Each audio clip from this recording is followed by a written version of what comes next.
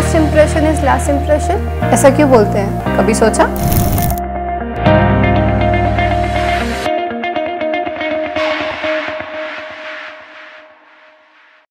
Hello everyone, my name is Rahul Attri and I have done my BTech in Chemical Engineering from Rajiv Gandhi Institute of Petroleum Technology. I graduated in 2019. I have secured an All India rank of 87 in GATE Chemical Engineering examination. In this video, basically I will be talking about what are the various career options that you can opt after the GATE examinations. So basically there are two career options. One, you can go for the PhD or MTech, and second, you can get public sectors. So in this video, first I will be talking about what are the various public sector undertakings that you can get after a GATE examination.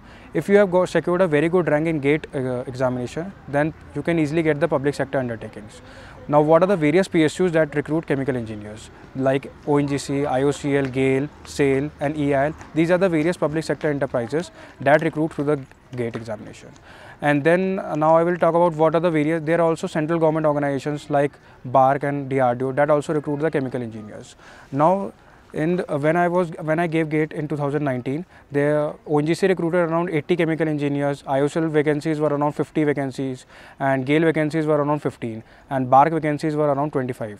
So there are various vacancies in chemical engineering sector through GATE. DKT Engineering.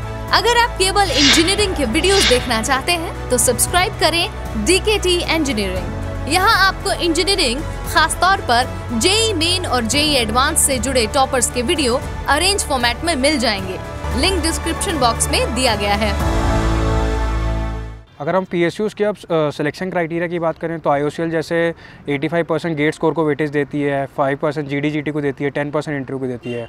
ONGC का अगर selection criteria है तो वो 60% उस qualification भी देती है, 5 marks PhD को देती है और 20 मार्क्स BTech वालों को देती है और 15 मार्क्स वो इंटरव्यूज़ पे रखती है।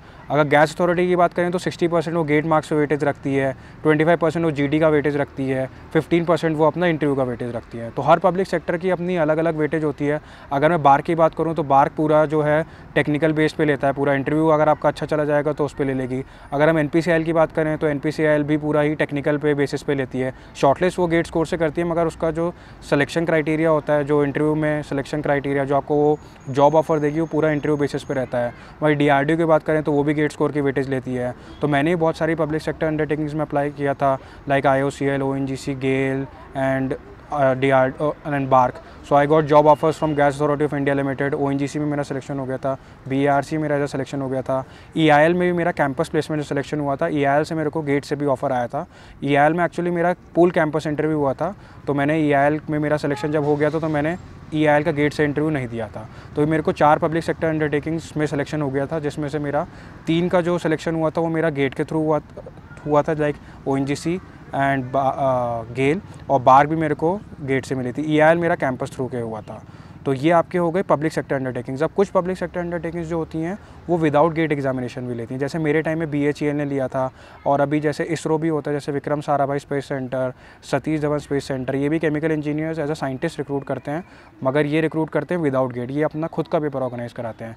जैसे और पब्लिक सेक्टर होगी RCFL, राष्ट्रीय केमिकल फर्टिलाइजर लिमिटेड, और नेशनल फर्टिलाइजर लिमिटेड, ये भी केमिकल इंजीनियर्स को रिक्रूट करती हैं थ्रू अपने पेपर के थ्रू। जैसे एक CPCB ने भी पिछले साल लिया था, वो भी उसने अपने पेपर के थ्रू लिया था। तो बहुत सारे ऑर्गेनाइजेशन ऐसी होती हैं जो खुद के पेपर से भी रिक्रूट करती हैं, और जो उनके पेपर का सिलेबस होता है वो सिमिलर टू गेट का सिलेबस होता है। अगर आपकी गेट की प्रिपरेशन बहुत अच्छी है तो आप कहीं भी कोई भी पेपर रिटन एग्जामिनेशन किसी भी पब्लिक सेक्टर का हो उसे क्रैक कर सकते हैं, या फिर चाहे बार्क का हो। तो आपकी मेन स्ट्रैटेजी आपकी जो है गेट की होनी चाहिए। मैंने आपको एक वीडियो मैंने बनाई है उसमें मैंने आपको बताया पूरा गेट की स्ट्रैटेजी का, कैसे केमिकल इंजीनियर गेट की स्ट्रैटेजी देख के क्रैक कर सकता है। तो ये पूरा मेरा पॉइंट ऑफ व्यू हो गया PSUs के बारे में। अब मैं आता हूँ मास्टर्स के बारे में। अब आपको अगर किसी को हायर स्टडीज़ का शौक होता है तो आप गेट के थ्रू मास्टर्स भी ले सकते हैं। अगर आपकी अंडर 100 रैंक है केमिकल इंजीनियरिंग में तो ISC मिल जाएगा, 200 तक 250 तक है तो IIT बॉम्बे मिल जाएगा। IIT बॉम्बे, मद्रास, दिल्ली और IISc बेंगलोर में MTech केमिकल इंजीनियरिंग काफ़ी अच्छा है। अगर हम यहाँ पे MTech अच्छी तरह करेंगे, रिसर्च पेपर्स करेंगे, तो आपको PhD के जो फॉरेन के चांसेस है US, कनाडा या फिर यूरोप में बहुत अच्छे चांसेस मिल जाएंगे।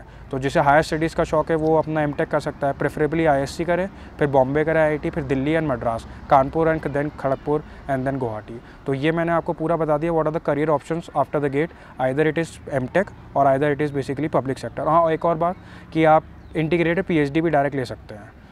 इसमें अगर आप गेट से अगर अच्छी रैंक है आपकी तो कुछ IITs के लेती हैं डायरेक्ट इंटीग्रेटेड PhD के लिए भी ऑफ़र करती है, इसमें MTech और PhD आपका एक साथ होता है।